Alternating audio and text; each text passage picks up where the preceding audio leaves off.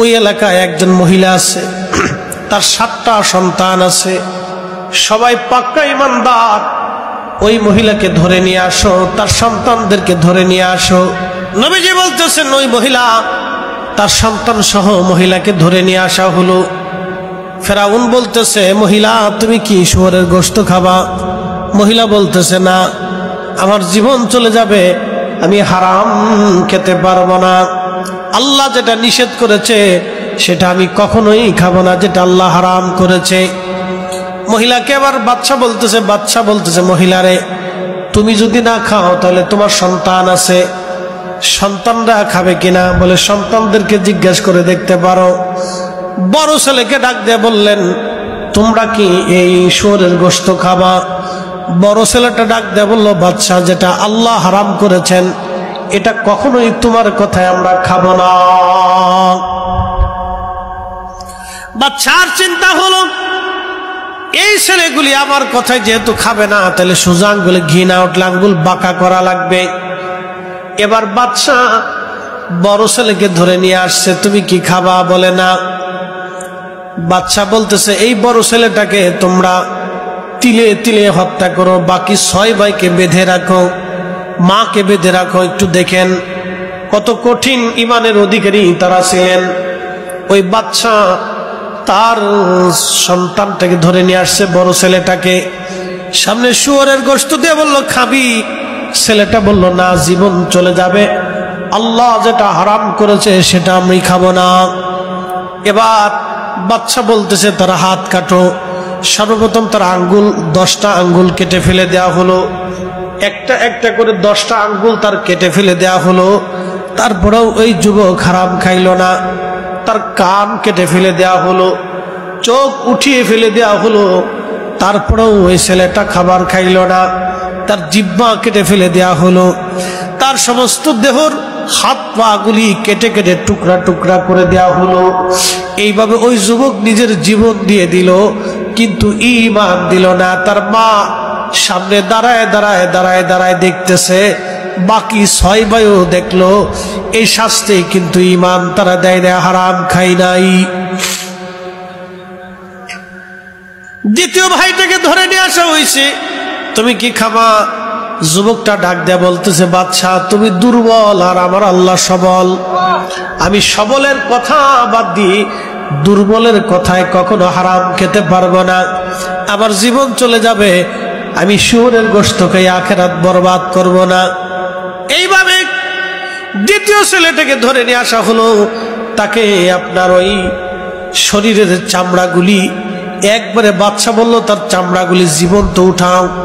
আপনার জীবন্ত চামড়াগুলি শরীর থেকে ছিলানো হলো, পুরা শরীর থেকে চামড়া তার আলাদা করা হলো, কিন্তু সে গোশত খাইল না, শুয়োরের গোশত সে খাইল না। ওইভাবে সে মারা গেল, কিন্তু শুয়োরের গোশত সে খেল না। এইভাবে 2টা ভাই তারা শহীদ হয়ে গেল। 3 নম্বর ছেলেটাকে ধরে নিয়ে এসে আগুনের কোরের মধ্যে ছেড়ে দিয়ে তাকে একবারে পুড়িয়ে ফেলা হলো। এইভাবে 6টা ভাইকে সে শহীদ করে দিল। তখনও মহিলা ঈমান ছাড়ে নাই।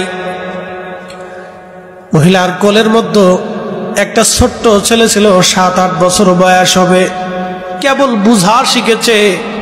তখনই বাদশা ডাক দিয়ে বলল, মহিলারে তোমার চোখের সামনে 6টা সন্তান শহীদ করে দিয়েছি, এবার এই কোলের বাচ্চাটা আছে, তুমি এই ছোট্ট ছেলেটাকে বুঝাও, যদি সে শুয়োরের গোশত খায় তাহলে তোমাকেও ছেড়ে দিব, এই ছেলেটাকেও ছেড়ে দিব, বিনিময়ে তোমাদেরকে সুন্দর একটা বিল্ডিং বানায় দেব, বালাখানা।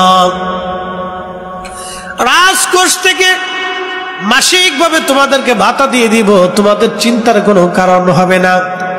মহিলা বলতেছে, বাদশা তাহলে ছেলেটাকে এবং আমাকে একটা নির্জন ঘরের মধ্যে দাও, আমি ছেলেটাকে বুঝাই, দেখি ছেলেটা মানে কিনা। বাদশা মনে করছে বুঝি মহিলা ঈমান ছেড়ে দিয়েছে। মহিলা ছেলেটাকে নিয়ে অন্ধ প্রকোষ্ঠ ঘরের মধ্যে নিয়ে গেল, জানলা দরজা না, একবারে জানালা বিহীন একটা ঘর। দরজা মেরে ছেলেটাকে মহিলা বলতেছে, বেটারে তুমি আমার সর্বশেষ সন্তান, 7 নম্বর সন্তান, আমার 6টা সন্তান কাফেরের কাছে শহীদ হয়ে তারা জান্নাতে চলে গেছে। জোরে বলেন আল্লাহু আকবার। আমার 6টা সন্তান জান্নাতি। বেটা তুমি আমার 7 নম্বর ছেলে। আমি সবাইকে দুধ পান করাইছি 2 বছর, শুধু তুমি সবার ছোট। জন্মের সময় তুমি পুষ্টিহীন ছিলে, তোমার শরীরের পুষ্টির জন্য আমি তোমার দুধ পান করাইছি 4 বছর। বেটারে সবার কাছে যে অধিকার আছে আমার, তোমার কাছে আমার অধিকার ডাবল। অনুরোধ করি সন্তান, জীবন দিয়ে দিবা, কিন্তু শুয়োরের গোশত কিন্তু তুমি খাবা না। কারণ কিয়ামতের ময়দানে তোমার ভাইরা আরশে মুআল্লার নিচে আল্লাহর জান্নাতের বাগানে তারা থাকবে। আর তুমি যদি শুয়োরের গোশত খাও রে বেটা, তোমার ভাই থেকে তুমি জুদা হয়ে জাহান্নামে চলে যাবে। বেটারে সাবধান, তুমি শুয়োরের গোশত খাইয়া ঈমান নষ্ট কইরো না।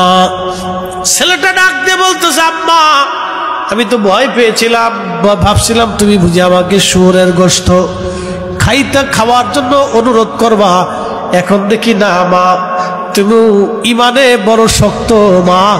আমিও তোমাকে ওয়াদা করলাম, আমার জীবন চলে যাবে, আমি শুয়োরের গোশত খাইয়া কাফেরের কাছে মাথা নত করব না।